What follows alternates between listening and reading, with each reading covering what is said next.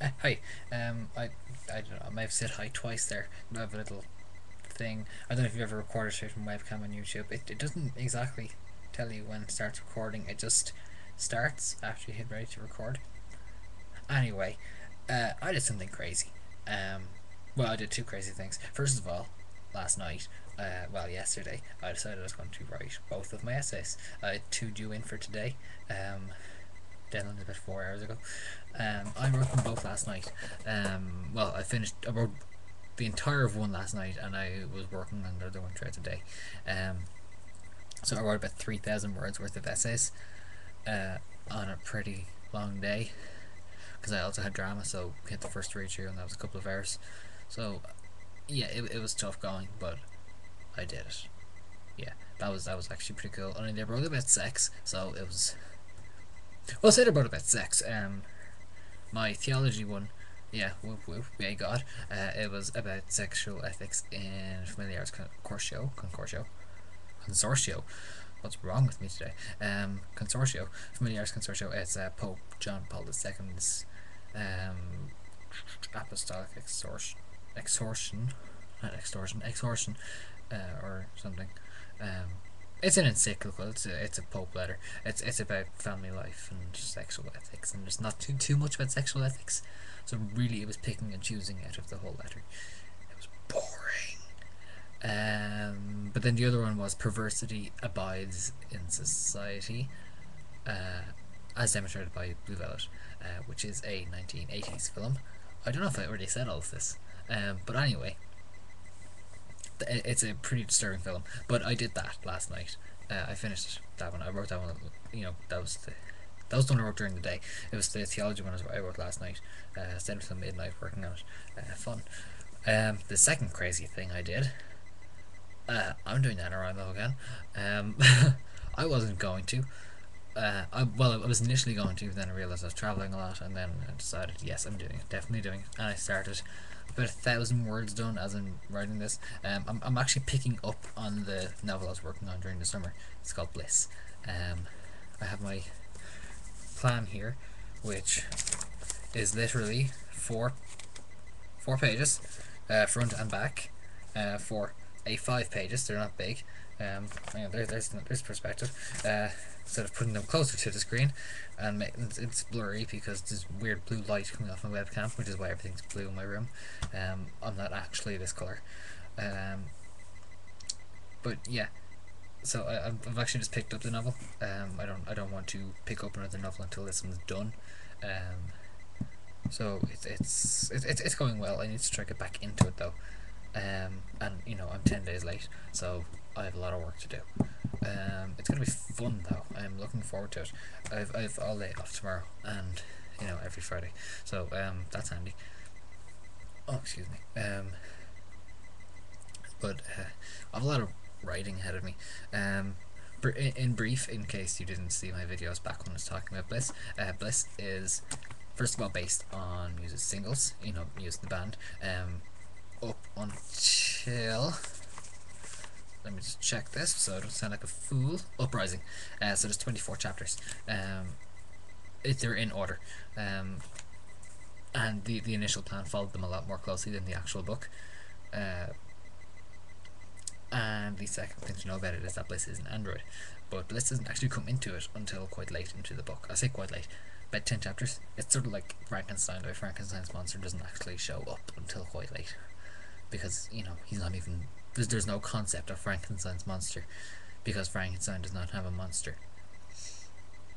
Frankenstein's a doctor, in case you don't know. So yeah, there's that. Is there anything else that I should say? Well, obviously it's sci-fi because she's an android, but it's not a typical sci-fi. It's sort of like a sci-fi with fantasy elements, but mostly it follows like a regular life sort of thing. Um, so currently in this point in the story, Bliss, who has just come into existence, is conversing with a hyper-religious woman called Mama Wade. Uh, she is in love with Mama Wade's son Andy, who found her naked in a field. This is after she came into proper existence. She is slowly turning human, which will kill her unless she does something about it. And the ceremony of light is approaching, and the ceremony of light is what celebrates both the creation of the world. I say both, there's going to be more. Celebrates the creation of the world by the Mother Muse, which is Bliss's mother. She plants ideas in people's heads. You can kind of see the connection with, the band. But the Mother Muse, it celebrates the departure of souls up into heaven. But heaven is, literally the heavens, the stars. People melt into the stars, and bad people become the darkness that surrounds the stars. So there's a lot more bad people than there are good people, which is why Mama Wade bakes pies. She wants people to be happy, and it's also a pretty spectacle. It's how they pay their respect. They don't actually really do anything. They carry torches with fire, but the temple itself actually lights up. They don't do that themselves, though. It's actually just the actual stone lights up itself once a year, and that is what sends the souls up, by their crazy religion. Well, they do have a book about it. They have stuff to explain all this. They have Bliss's whole life history in this book, and she doesn't even remember her whole life history because she half remembers this period called the Golden Age, or the Golden Days, I should say. And yes, that is a thing that people tend to refer to things as. But for Bliss, it is when days lasted 1,000 years each. And it's when she was an actual goddess, when she used to come down to planets, similar to the Wade family's planet. But they're not on Earth. None of this takes place on Earth. That's the sequel, which is fun. The sequel is going to be really, really messed up because, well, I won't say. You'll have to wait till it gets published. Yeah, I really believe in this story. And I don't think a few minutes in a video is going to do it justice.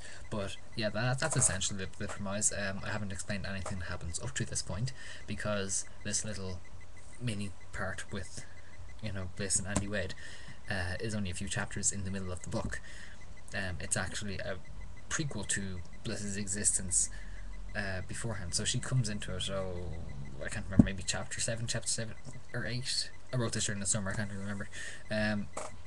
But from then on, there's part 2, which is just about her time with Andy Wade. And, that ends. I'm not going to say how, but it ends.